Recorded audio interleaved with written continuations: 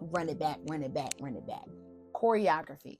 So I'm as a choreographer, I said, you know what? This is my pocket. The choreography was my pocket. So I'm talking to T Lang. I'm like, yo, yes, choreography is it. All these other things. Start telling her how much I appreciated her work and her perspective, because I didn't stalk the woman on virtual, digital stock of this woman. She invites me to come down to see her show at the High Museum on October 10th, 2024. So I'm sorry, 2014. I said, okay. So myself, one of my homegirls, we drive on down there. We said, okay, we're going to go for the weekend. We ended up staying for a week, y'all.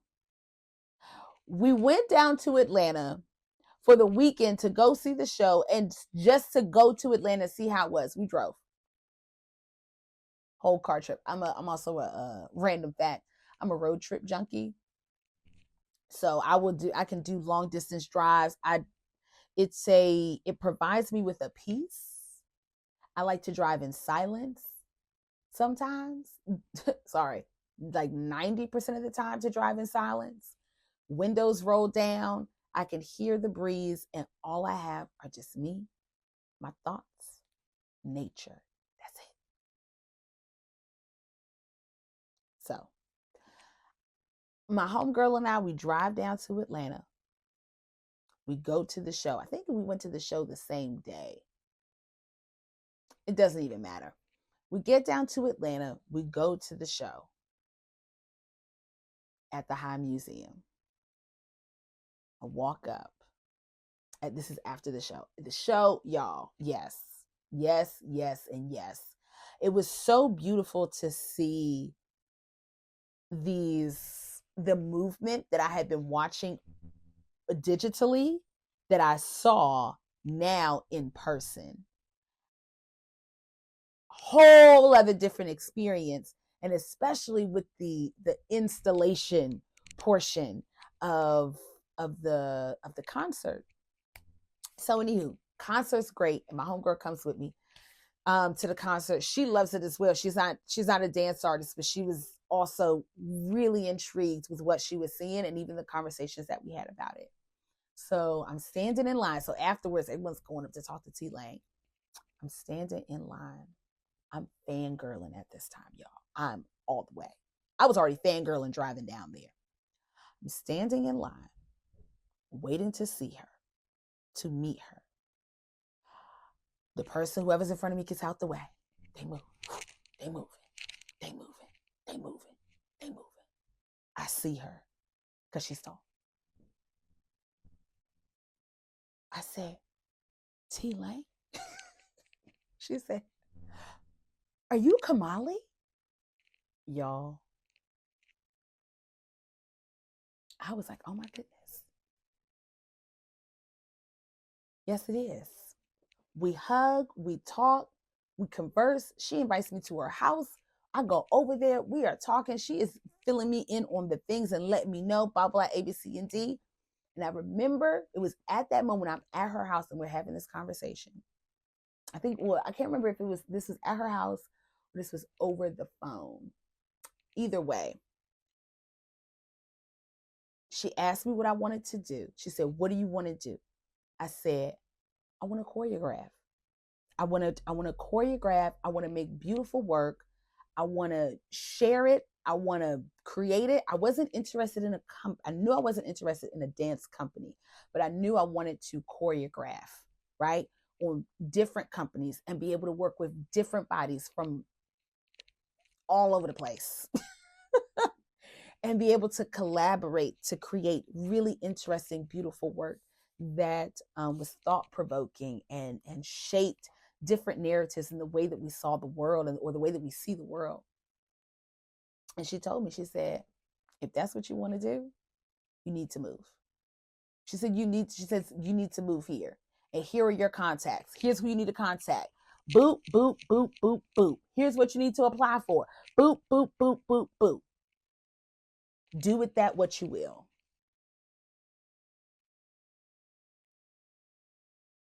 Less than 2 weeks later, I moved down to Atlanta.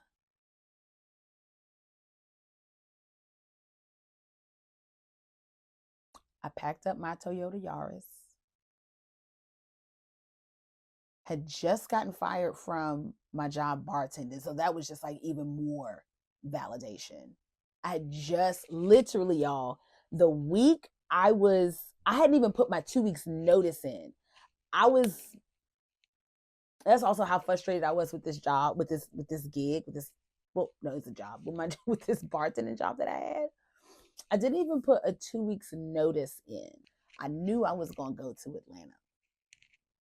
It was the sequencing of the job. Either way, I get fired right before I'm about to move down to Atlanta. I don't put a 2 weeks notice in. I go, okay, job gone. I got $300 in my pocket. I said, what you got to lose? What you got to lose? So I moved down to Atlanta. I live with my father, who lives an hour and a half outside of Atlanta. So let me take that back. I moved to Atlanta first, y'all. I moved to Georgia. Completely different. I digress. And the rest is history. I'll do a deep dive on other things later, but yeah, to talk about pivotal moments, pivotal moment for me was my redirection via rejection so that I could take a huge leap of faith and bet on myself first. Getting a mentor to help guide me through the process, which she did. And I moved down to Atlanta. I made my connections, and y'all, I lived in Atlanta for about five years. I was in Atlanta for 5 years, and it was definitely one of the most fulfilling, beautiful moments of my life that I miss and I cherish so much. So yeah, I was considering moving back there after the pandemic. However, again, God makes plans. We make plans and God laughs. And I was actually directed or guided to move back home to the DC area and to actually set my feet down and to create something really beautiful that adds value to the dance community in my own unique way. So, and it's like the creative space is now me still choreographing, but I'm choreographing a piece of art that involves so many more people and so many more collaborations. And the beautiful thing about it is that this creative process in building the creative space alongside so many other beautiful people with other really great experiences is also now becoming another pivotal moment in my life. I have several moments, not just what Atlanta, Chicago. Grad school was a whole, oh baby, grad school was a whole thing in and of itself. Other pivotal moments, moving back home to the DC area, and this is actually the longest that I've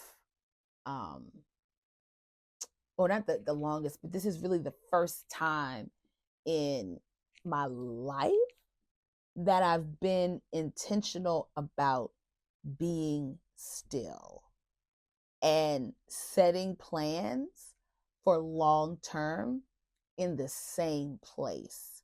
So I'm also finding myself shifting and maneuvering around um, how to navigate that, because I have been for so long on short term um, short term projects, building long lasting relationships that we build with, but there's no final destination. And now, or let me say this, there's no, we're tethering, right? The idea of this business, of the building the creative space, tethers me to something outside of myself, which is responsibility for other people, whether it's financially or being in a mentor in that way, whether that is tethering me to um, stability and long term um, planning or long term perspective in one place. And if you're someone who's a freelance artist, I've been a freelance artist for more than 10 years, and we can get very much in the gig, gotta go here, gotta go there, gotta go here, gotta go there. But what I'm also learning now is that, and I've been back home for, I think, what, this is 2 years now? Yeah, 2 years. That having the stability and even coming back to a place where I grew up and there are experiences here that I've forgotten or that I don't want to remember that are coming up, and they get caught up and in the way. And being someone who's, and I've been gone for so long, and so now coming back into that and building routine in a place where I've had a routine before, but now it's completely different. um, I'm excited. I'm super excited. I'm super excited to see what happens. Okay. Yeah, I'm gonna break for lunch. All right. Peace and light.